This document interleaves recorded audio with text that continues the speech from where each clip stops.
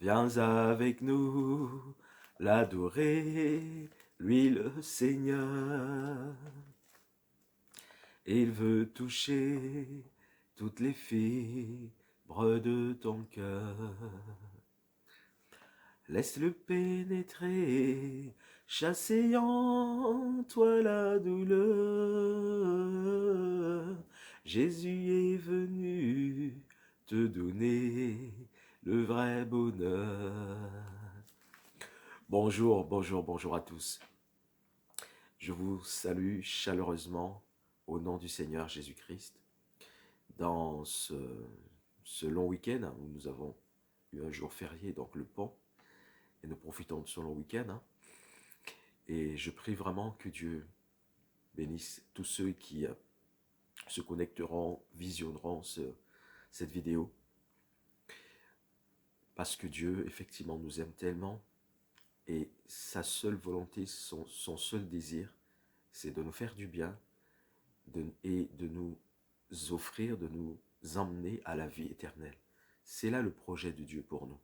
Le plus beau projet que Dieu ait formé sur la vie de l'homme, c'est de le sauver lorsqu'il a péché malheureusement. C'est de venir le secourir, de ne pas le laisser dans sa perdition éternelle et de lui apporter le salut par la grâce, le salut de son âme. Alors, excusez-moi, j'ai un petit peu la gorge un peu prise. En tout cas, que Dieu nous bénisse ensemble.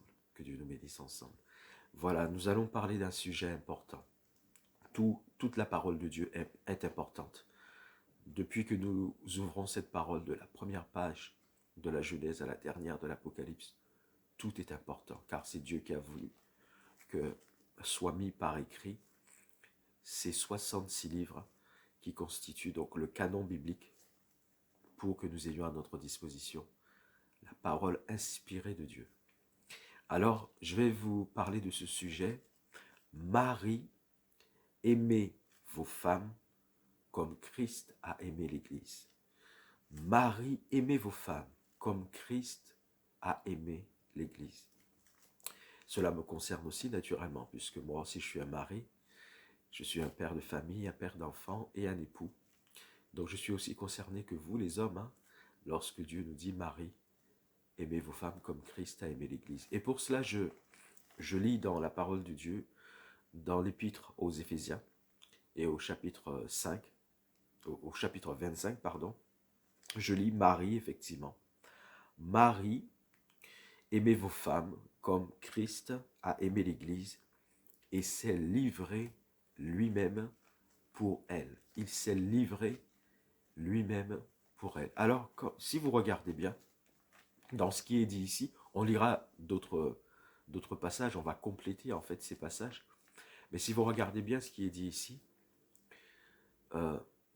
Dieu n'a pas donné de conditions pour que nous puissions aimer nos femmes. Non, jamais. On a bien lu, Marie, aimez vos femmes comme Christ a aimé l'Église et s'est livré lui-même pour elle. Il n'a jamais dit, si ta femme te respecte, si ta femme te parle bien, si ta femme te fait de bons plats, et si ta femme t'achète de beaux vêtements, si ta femme vient te chercher à ton travail, si ta femme t'offre de beaux cadeaux, ou si elle te fait de belles surprises. Non, jamais.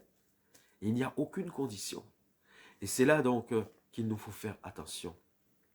Parce que Dieu a voulu que nous connaissions la vérité pour que nous soyons heureux. Et la vérité, nous le savons, c'est la personne même de Jésus-Christ. Il est le chemin, la vérité et la vie. Dieu a voulu que nous connaissions la vérité. Et qu'en connaissions la vérité, nous y soyons attachés. Et en y étant attachés, nous la mettions en pratique. Pourquoi? Parce que Dieu est notre Créateur.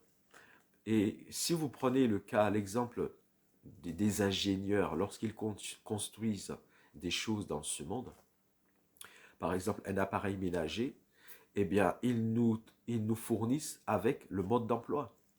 Et lorsque l'appareil a un souci, nous allons regarder, c'est naturel, nous allons regarder le mode d'emploi de notre appareil, pour voir ce que le constructeur nous recommande de faire dans telle ou telle situation que nous rencontrions, donc des problèmes que nous rencontrions avec l'appareil que nous avons acheté.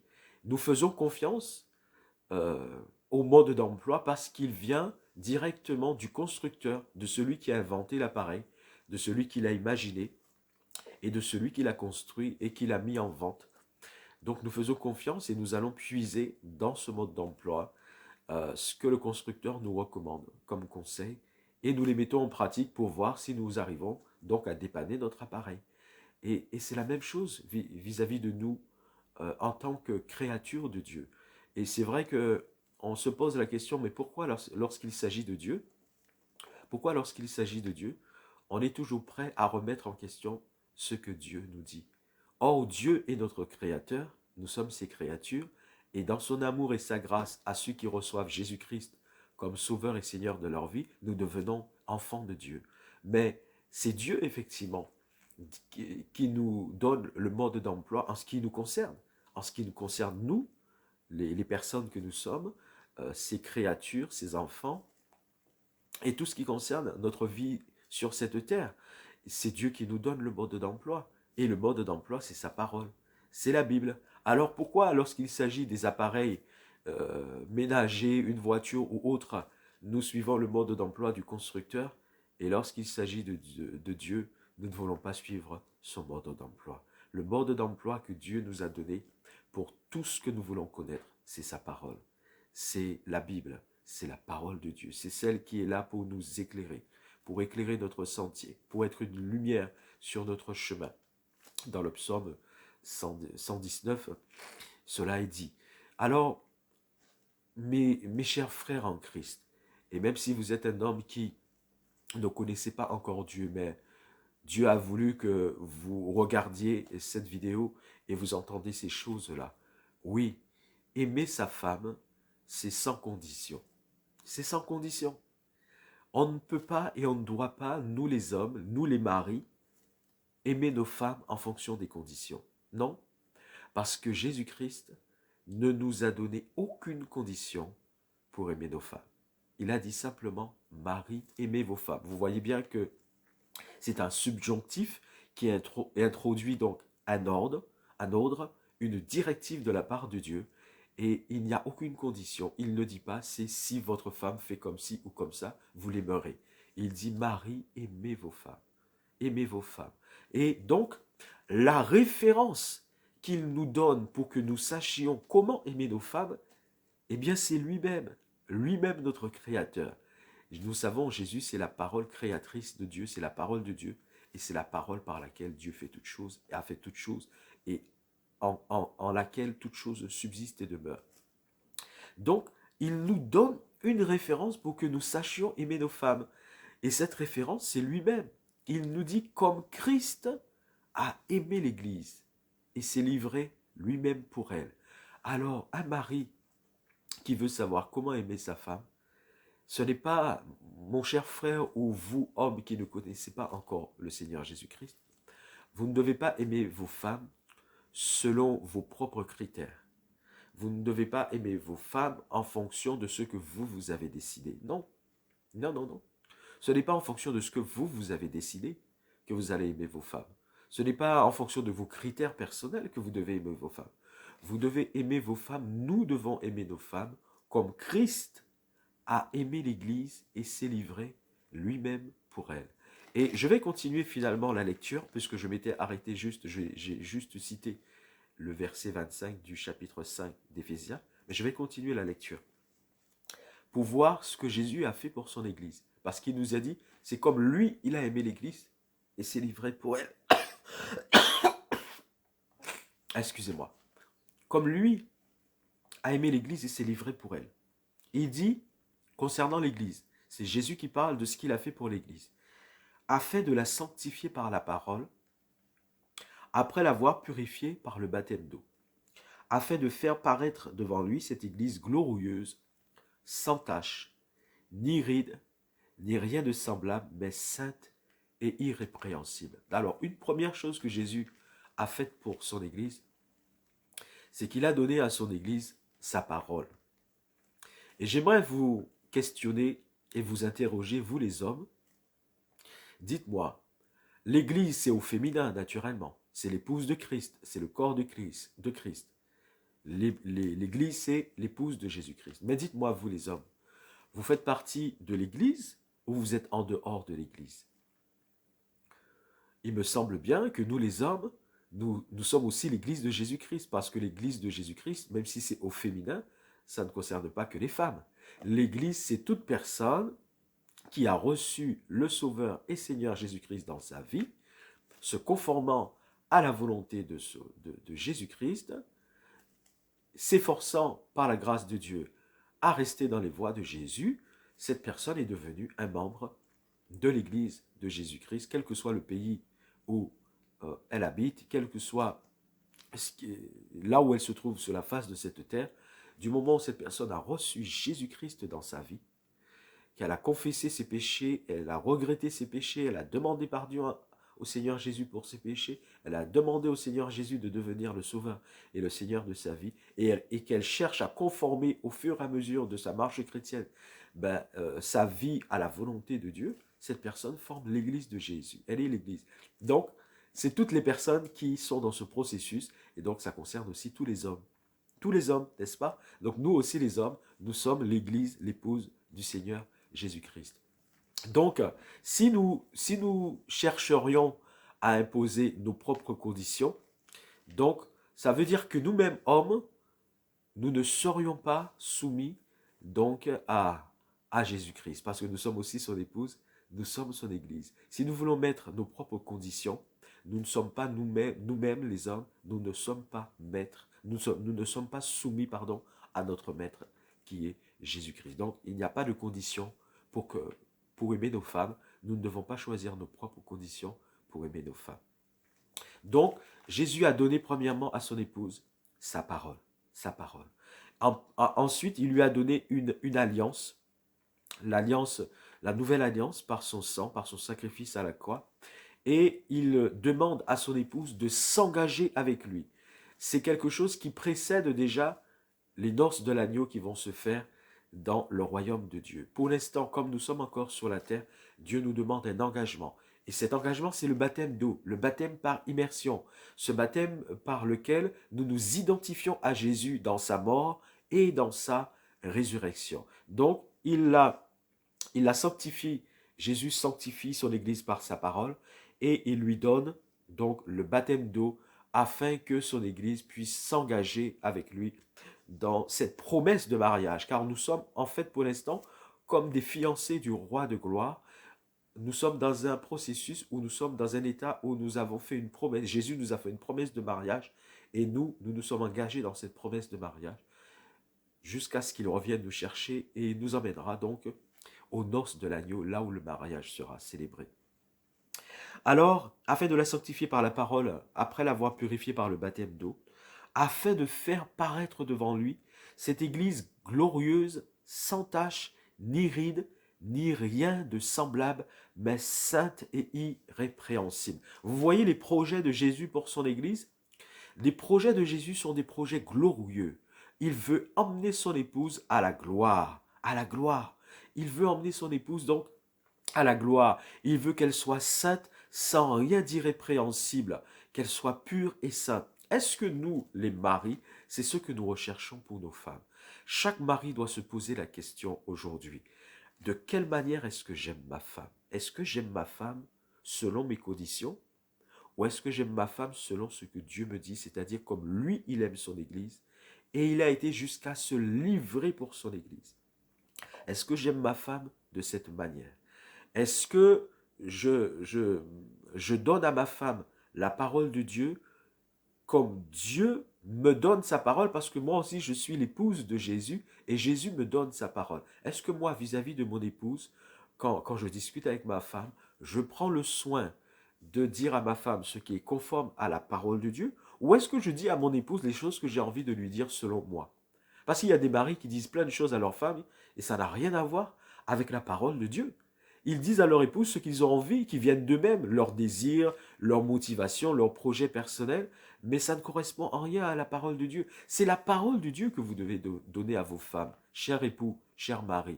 C'est la parole de Dieu que vous devez donner à vos épouses, et non pas autre chose. Non pas autre chose. Et donc, souvenez-vous que de la même manière que nous, pour ceux qui sont chrétiens, nous nous sommes engagés dans cette promesse de mariage avec le Seigneur Jésus-Christ par les eaux du baptême, celui qui croira et sera baptisé sera sauvé. Donc, nous nous sommes engagés.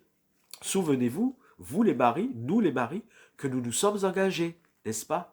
Vous vous rappelez, lorsque vous vous êtes passé devant monsieur ou madame le maire, et vous avez pris acte de votre engagement, n'est-ce pas? Vous vous êtes engagé dans une union, dans un mariage, à aimer vos femmes, à la chérir, à la protéger, à prendre soin d'elles, n'est-ce pas? Nous nous sommes engagés vis-à-vis de nos épouses. Alors, est-ce que c'est ce que nous faisons? Est-ce que nous respectons cet engagement que nous avons pris, consistant à honorer nos épouses, à les protéger, à les bénir, à ne vouloir et à ne désirer que leur bien?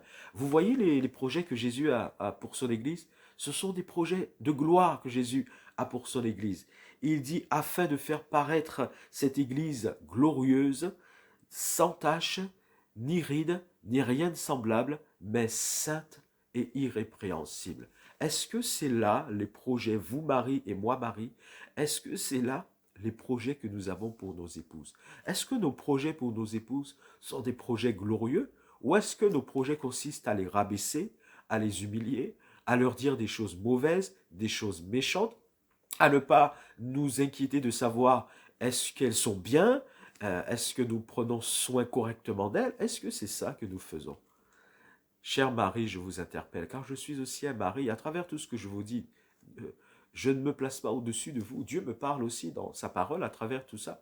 Est-ce que nous, les maris, nous sommes comme cela vis-à-vis de nos épouses? Alors si ce n'est pas le cas, si nous nous rendons compte que ce n'est pas le cas, nous devons nous remettre en question dans l'engagement que nous avons pris vis-à-vis de nos épouses lorsque nous nous sommes mariés.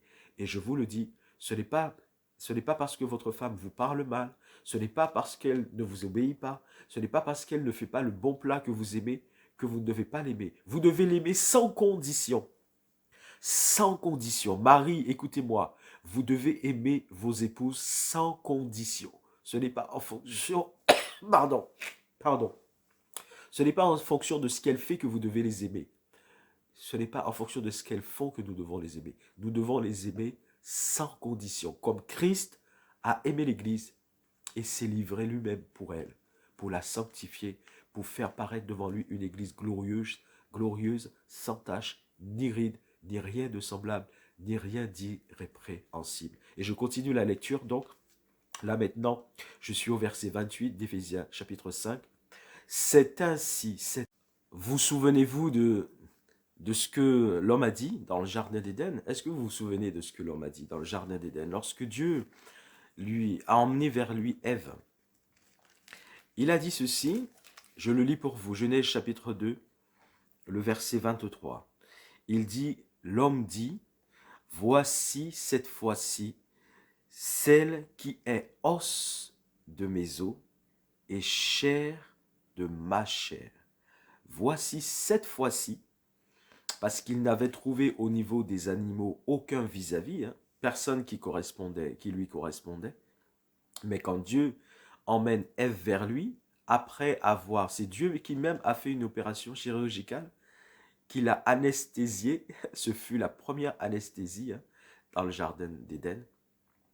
Dieu l'a anesthésié, il lui a pris une de ses côtes et il l'a façonné la femme. C'est pour ça qu'il dira quand Dieu lui présentera, emmènera Ève vers lui, il dira, voici cette fois-ci, celle qui est os de mes os et chair de ma chair. Os de mes os et chair de ma chair. On l'appellera femme. On l'appellera femme parce qu'elle a été prise de l'homme. Et c'est pourquoi l'homme quittera son père et sa mère et s'attachera à sa femme et les deux deviendront une seule chair. Une seule chair. C'est pour ça qu'il nous est dit en Éphésiens chapitre 5 et au verset 29, il nous est dit, car jamais personne n'a haï sa propre chair, mais il la nourrit et en prend soin comme Christ le fait pour l'Église. Alors il faut savoir que nous les hommes, le jour où nous nous engageons envers notre femme par le mariage, en fait, nous vivons exactement, spirituellement parlant naturellement, Adam, il l'a vécu. Adam, il l'a vécu réellement. Il l'a vécu physiquement. Mais nous le vivons spirituellement. Nous vivons exactement, spirituellement parlant, ce que Adam a vécu dans le jardin d'Éden. C'est-à-dire le jour où nous nous unissons par le mariage, légalement par le mariage envers notre épouse, nous vivons exactement le même processus qu'Adam a vécu dans le jardin d'Éden, mais pour nous, c'est spirituel. Et cette épouse qui devient notre épouse légale, eh bien, elle devient chair de notre chair, os de nos, os de nos, os de nos os et chair de notre chair. Et nous pouvons exactement, comme Adam l'a dit dans le jardin d'Éden, nous aussi, le jour où nous nous marions, nous pouvons dire, nous les hommes, voici cette fois-ci, celle qui est os de mes os et chair de ma chair. Voilà pourquoi il est dit au verset 29 d'Éphésiens chapitre 5, jamais personne n'a haï sa propre chair, mais il la nourrit et en prend soin comme Christ le fait pour l'Église. Alors Marie, est-ce que c'est ce que vous faites pour vos épouses? Est-ce que vous considérez que votre épouse est devenue l'os de vos os et la chair de votre chair? Et est-ce que de la même manière que vous prenez soin de vos propres personnes, vous cherchez à prendre soin de vos épouses? En tout cas, il est dit comme Christ le fait pour son Église. Et c'est comme Christ, de la manière dont Christ aime son Église, c'est de la manière dont nous devons aimer nos épouses. Et dites-moi quelque chose, vous les maris, nous les hommes, puisque nous sommes aussi l'épouse de Christ. Quelquefois, nous trouvons, et c'est vrai, c'est une réalité, nos femmes ne nous parlent pas correctement, ne nous respectent pas, ne font pas toujours comme elles auraient dû faire en tant qu'épouse, en tant que femme. Mais nous, puisque nous sommes, nous les maris, nous sommes aussi l'Église de Jésus, est-ce que nous faisons toujours ce que Jésus nous demande de faire? Faisons-nous toujours ce que Dieu nous demande de faire en tant qu'époux, en tant que mari, en tant qu'homme? Et pour nous qui sommes, pour ceux qui sont l'épouse de Jésus, les hommes qui sont chrétiens, donc l'épouse de Jésus-Christ, est-ce que nous faisons toujours ce que Jésus nous commande? N'arrive-t-il jamais que nous décevions Jésus-Christ? Ne nous arrive-t-il jamais de le décevoir, de lui désobéir, de faire à notre tête, de nous égarer, de nous tromper, de prendre des mauvaises décisions? Et pensez-vous que l'amour de Jésus change à ce moment-là pour nous? Naturellement, si nous persistons dans l'erreur et dans l'égarement, même si Dieu nous aime, il ne pourra pas nous accueillir dans son royaume. Mais tant que c'est encore possible pour nous de revenir à Dieu, tant que c'est encore possible pour nous de changer de voie et de revenir à Dieu lorsque nous nous trompons, pensez-vous que l'amour de Dieu change pour nous? L'amour de Dieu ne change pas pour nous. Dieu nous aime toujours autant. Et il attend qu'une chose, c'est que nous puissions nous revenir à lui. N'est-ce pas ce qu'il dit dans, c'est Jérémie ou Ézéchiel, non, c'est Jérémie. Jérémie, il dit, ce que Dieu désire, ce n'est pas que le méchant meure, mais c'est qu'il change de voie et qu'il soit sauvé. N'est-ce pas? Alors nous, les maris, lorsqu'il nous arrive de décevoir Jésus-Christ, ne nous attendons-nous pas toujours à ce que Dieu puisse toujours manifester son amour envers nous, nous faire grâce, nous pardonner? Et pourquoi lorsqu'il s'agit de nos épouses qui, à certains moments, c'est vrai, ne font pas ce qu'il faut exactement, pourquoi est-ce que nous ne continuons pas à les aimer comme nous devons les aimer, comme Christ aime son Église? Cher mari, cher époux, et je le rappelle, je le dis, cela me concerne moi-même. Cher mari, cher époux, si nous nous rendons compte que nous nous sommes trompés depuis toutes ces années, ça dépend du nombre d'années de mariage que vous avez. Si vous vous êtes rendu compte que vous vous êtes trompé depuis toutes ces années, il est temps pour nous, pour moi, pour chacun de nous, de revenir à ce que Dieu attend de nous, c'est-à-dire d'aimer nos épouses sans condition. Sans condition. Et cela ne veut pas dire que cela garantira qu'il n'y aura pas d'échec, ce n'est pas vrai. On peut aimer nos épouses sans condition, chercher à faire ce que Dieu veut et connaître l'échec quand même dans la vie conjugale. Ce n'est pas ce que ça veut dire. Mais ce qui importe pour nous, ce n'est pas de dire mais est-ce que ça va garantir qu'il n'y aura pas d'échec ou pas. Ce qui importe, c'est que nous cherchions à faire la volonté de Dieu en toutes choses. C'est tout. Ça s'arrête là. C'est que nous cherchions à faire la volonté de Dieu en toutes choses. Dieu nous dit d'aimer nos femmes comme lui, il aime l'Église, sans condition. Eh bien, c'est comme ça que nous devons aimer nos femmes. C'est comme ça que nous devons aimer nos femmes, tout simplement. Et si je continue la lecture, parce que nous sommes membres les uns de son corps, c'est pourquoi l'homme quittera son père et sa mère et s'attachera donc à sa femme, et les deux deviendront une seule chair. Voilà. Alors, cher Marie, si quelquefois, et c'est vrai, vos femmes ne vous parlent pas correctement, ne vous respectent pas, ne font pas toujours ce que vous leur aviez demandé, vous leur aviez par exemple demandé de faire quelque chose, elles n'ont pas fait comme vous leur avez demandé, soit qu'elles ne l'ont pas fait du tout, ou alors elles ne l'ont pas fait comme vous leur avez demandé de le faire. Alors, Galates 1,4 nous dit, ne vous aigrissez pas. Colossiens, pardon. C'est Colossiens 3,19 nous dit, ne vous aigrissez pas contre vos femmes. Même si elles n'ont pas fait tout à fait ce que vous attendiez, ce que vous leur aviez demandé de faire. Ne vous aigrissez pas contre vos femmes. Colossiens 3,19. Ne vous aigrissez pas contre elles, parce que ce n'est pas en vous aigrissant contre elles, en vous mettant en colère contre elles, que les choses vont s'arranger. Non, rien ne va s'arranger si vous vous mettez en colère. Pardon. Et donc, rappelez-vous, ce qui importe pour nous, c'est de faire ce que Dieu nous commande de faire. Je lis Galates chapitre 1, le verset 4. Qu'est-ce que Jésus a fait? Il s'est donné lui-même pour nous à cause de nos péchés. Qu'est-ce qu'il a fait, Jésus-Christ? Pour nous, et nous les hommes, nous sommes aussi l'épouse de Jésus. Il s'est donné lui-même pour nous à cause de nos péchés, afin de nous arracher du présent siècle mauvais, selon la volonté de notre Dieu et Père. Voyez ce qu'il a fait Jésus pour nous? Il s'est donné lui-même pour nous à cause de nos péchés. Nous, maris, nous devons être prêts à nous donner nous-mêmes pour nos épouses. C'est-à-dire chercher le bonheur de notre femme, chercher ce qui fera que notre femme sera en sécurité et qu'elle aura à sa disposition tout ce qui est utile et nécessaire pour elle, pour qu'elle soit bien. Naturellement, on ne peut condamner personne en fonction de ses circonstances, de là où elle vit. Voilà, on ne peut pas condamner les gens. On le sait, c'est une réalité. Tous n'ont pas les mêmes conditions de vie dans le monde entier. C'est une réalité. Mais quel que soit le mari là où il se trouve, en fonction de ses circonstances, naturellement, en fonction de sa vie, de sa situation personnelle, eh bien, il doit chercher à faire en sorte que sa femme soit bien. Parce que c'est ce que Jésus fait pour nous. Il s'est livré lui-même pour nous, à cause de nos péchés, pour nous arracher du présent siècle mauvais, selon la volonté du Père. Et c'est ce que nous, maris, nous devons faire vis-à-vis de nos épouses. Nous devons toujours nous inquiéter pour savoir, est-ce que ma femme est bien? Est-ce qu'elle est en sécurité? Est-ce qu'elle a le nécessaire? Et comme je le dis, en fonction de la circonstance de chacun, de là où il vit et des circonstances de sa vie. On ne va pas exiger de chaque mari qu'il offre à sa femme les mêmes choses. Non, ce n'est pas possible. Chacun a les conditions de sa vie.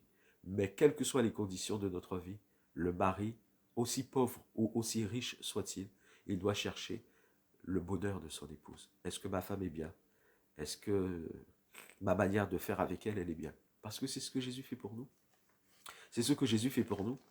Et il revient bientôt chercher son église. Et vous avez bien entendu, c'est une église sans tache, ni ride, ni rien de semblable, ni rien d'irrépréhensible. Une église glorieuse qu'il vient chercher. Est-ce que moi j'ai les mêmes projets pour ma femme que les projets que Jésus a pour son église? Et moi je suis son église. Moi aussi. Alors, Éphésiens 5, 1, 2 nous dit, regardez, devenez donc les imitateurs de Dieu comme des enfants bien-aimés. Les imitateurs de Dieu. C'est ce que Dieu attend de nous, que nous puissions l'imiter. Et il dit, marchez selon l'amour, la charité, à l'exemple de Christ. Donc l'exemple, le modèle que nous avons, c'est Jésus-Christ, qui nous a aimés. Voici le modèle que nous devons suivre. C'est Jésus-Christ qui nous a aimés. Et qui s'est livré lui-même à Dieu pour nous comme une offrande et un sacrifice de bonne odeur. Et quand il nous est dit que nous devons aimer nos femmes comme Christ a aimé l'Église, eh bien c'est comme ça que Christ a aimé l'Église. Il nous a aimés au point de s'être livré lui-même à Dieu pour nous comme une offrande et un sacrifice de bonne odeur. Ça veut dire que nous devons être prêts à faire ce qui est essentiel, indispensable et nécessaire pour que nos femmes soient bénies, qu'elles soient heureuses, qu'elles soient bien. Et maintenant, même si vous faites ce qu'il faut et que vos femmes, elles, ne se soumettent pas à Dieu, c'est pas pour ça que vous devez cesser de les aimer. C'est ça. Et euh, la prochaine fois, je parlerai naturellement aux femmes. Il n'y a pas que les maris. Alors là, c'était pour le mari. Donc je suis concerné moi-même. Que chacun, chaque mari, se remette en question et considère vraiment est-ce qu'il aime son épouse comme Christ aime son épouse. Et auprès que Christ s'est livré lui-même pour son épouse. Est-ce que c'est comme ça que nous aimons nos femmes? Si ce n'est pas le cas, nous arrêtons tout ce que nous avons fait jusqu'à maintenant. Nous reconsidérons ce que Dieu nous demande et maintenant nous cherchons dans la présence de Dieu, dans la prière, en lui demandant la force qui vient de lui, eh bien, à faire ce que lui nous demande de faire et non plus ce que nous avons toujours fait. Aimons nos femmes comme Christ aime son Église, et non pas comme nous aimons nos femmes, à notre manière, selon nos conditions, selon nos principes. Jésus ne nous a donné aucune condition pour aimer nos femmes, aucune. Il nous a juste dit, aimez vos femmes comme moi j'aime l'Église. Et nous les hommes qui faisons partie de l'Église, il nous arrive bien de désobéir à Jésus-Christ, des fois malheureusement de nous égarer, de nous tromper. Et nous espérons toujours par la grâce de Dieu, une fois que nous revenons à Dieu, que Dieu nous reprenne avec lui, n'est-ce pas? Et pourquoi nous, alors, nous ne reprenons pas nos femmes? Si elle t'a mal parlé, mon frère, et puis en fin de journée, elle vient te dire, je te demande pardon, je sais, mon chéri, que je ne devais pas te parler comme ça. Pourquoi tu fais la tête alors? Pourquoi tu fais la tête et pourquoi tu restes dans ton coin alors que ta femme est venue te demander pardon? C'est pas comme ça que Jésus fait avec nous. Jésus, quand nous revenons à lui et nous lui demandons sincèrement pardon, il nous pardonne. Et il nous dit, j'ai effacé tous tes péchés. Je ne te tiens plus rigueur par rapport à ce que tu as fait. Parce que tu es vrai, tu es sincère, je te pardonne. C'est ce que Jésus fait avec nous, n'est-ce pas, nous les hommes? Et pourquoi nous ne le faisons pas vis-à-vis de nos femmes, si elles viennent vraiment nous demander pardon et tout? Nous restons sur notre colère, nous nous couchons sur notre colère, nous nous aigrissons contre elles, nous les aimons, mais sous condition de, en fonction des conditions, de nos conditions à nous, non pas de ce que Dieu nous enseigne. Tout ça n'est pas ce que Dieu nous enseigne. Marie, aimez vos femmes sans condition, comme Christ a aimé l'Église et s'est livré lui-même pour elle. Et malheureusement, comme je le dis, c'est pas ça qui garantira qu'il n'y aura pas d'échec dans le couple et dans le foyer, c'est pas ça. Mais au moins vous aurez eu le mérite de faire ce que Dieu vous aura demandé de faire. Et Dieu ne vous abandonnera jamais si vous avez fait ce qu'il vous a commandé. Du moment où vous avez fait ce qu'il vous a commandé de faire, même si malheureusement ça devrait être un échec parce qu'il y a des échecs, votre satisfaction, votre joie, ce sera d'avoir fait ce que Dieu attendait de vous. Parce qu'il y a des paramètres que nous ne maîtrisons pas et que nous n'empêcherons pas certaines choses de se faire, même si nous faisons la volonté de Dieu. Ça, c'est la vérité, c'est la réalité. Même si nous faisons la volonté de Dieu, il y a des paramètres que nous ne contrôlons pas et nous n'empêcherons pas certaines choses de se faire, même si nous faisons la volonté de Dieu. Mais ce qui importe pour nous, c'est que nous fassions la volonté de Dieu. Alors, le prochain message concernera maintenant les femmes. Les femmes, parce que Dieu aussi parle aux femmes. Et je, pardon, et je peux déjà le dire, et après l'autre, ce sera sur les enfants, parce que Dieu aussi parle aux enfants vis-à-vis des parents. Permettez-moi de prier avec vous pour que nous puissions clore donc ce message. Seigneur Jésus-Christ, nous l'avons lu dans ta parole, notre modèle, c'est toi. Nous n'avons pas d'autre modèle. Notre modèle, ce n'est pas nous-mêmes, ou ce n'est pas mon père ou mon grand-père ou tel chef d'entreprise. Non, le modèle, c'est Jésus-Christ de Nazareth. Alors, toi, tu aimes ton Église sans aucune condition. Tu attends naturellement de ton Église l'obéissance, la soumission, le respect. Mais tu l'aimes sans condition. Ce n'est pas parce que l'Église ne t'obéit pas que tu ne l'aimes pas. Ça ne veut pas dire non plus que si l'Église ne t'obéit pas, que l'Église entrera dans ta gloire céleste. Mais quoi qu'il en soit, ce que nous devons comprendre, que l'amour que tu attends de nous, c'est un amour inconditionnel envers nos femmes. De la même manière que tu aimes sans condition ton épouse, ton Église, nous devons, nous les hommes, aimer nos femmes sans aucune condition. Et c'est pour cela que je prie que pour moi-même et pour chacun des maris, des époux, qui visionneront ce message, eh bien que tu nous aides chacun, que tu aides ceux qui regardent et que tu m'aides, que tu nous aides ensemble, nous les maris, nous les époux, en ton nom Jésus-Christ, par la puissance et l'onction qui vient de toi. et par l'aide et le soutien de l'Esprit Saint, que tu nous aides à mourir à nous-mêmes, à diminuer et à te laisser grandir en nous, à te laisser prendre toute la place qui t'est due, la place du roi, la place du maître, la place du chef. Parce que c'est lorsque vraiment tu vas régner en nous totalement que nous allons pouvoir faire tout ce que tu nous commandes de la manière dont tu nous demandes de le faire. Viens aider chaque mari, chaque époux à vraiment ne plus considérer ses conditions personnelles, mais considérer que de la même manière que toi tu aimes ton épouse, nous devons aimer nos femmes de la même manière. Je te remercie Jésus-Christ et je te rends gloire. Toute la gloire est à toi. Je rends gloire au Père qui nous a tellement aimés, qu'il nous a fait don de ta personne pour nous sauver. Je remercie le Saint-Esprit qui est là avec nous parce que c'était une promesse de ta part, Jésus-Christ, qu'il viendrait pour nous emmener dans toute ta parole, dans toute ta volonté. Nous savons qu'il nous équipe aussi des dons spirituels, des charismes. Merci au Saint-Esprit. Merci Jésus-Christ. Merci Père. Gloire et honneur à toi éternel. Au nom de Jésus. Amen. Amen. Amen. À bientôt. Le prochain message, ce sera pour vous, mesdames, pour les épouses.